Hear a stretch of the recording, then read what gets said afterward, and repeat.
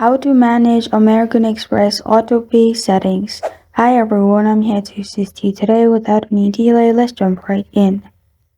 First, open American Express, and in the official website, you can update AutoPay to update your AutoPay bank information, pause, resume AutoPay to temporarily suspend, and stop monthly AutoPay to discontinue AutoPay. So what you can do is log into your account by clicking on Login at the top right.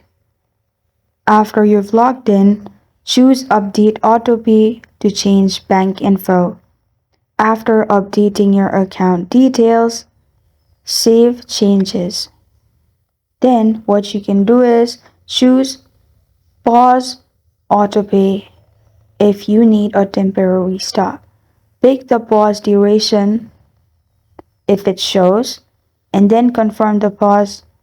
After you've done that, you can choose Stop Monthly AutoPay. If you want to discontinue, confirm the stop action. And after you do that, you're good to go. This is how to manage American Express AutoPay settings. Thank you for joining me today. If this video helps you out, please leave a like and subscribe for more. Got a question or want to suggest a topic? Comment below. Thank you for watching.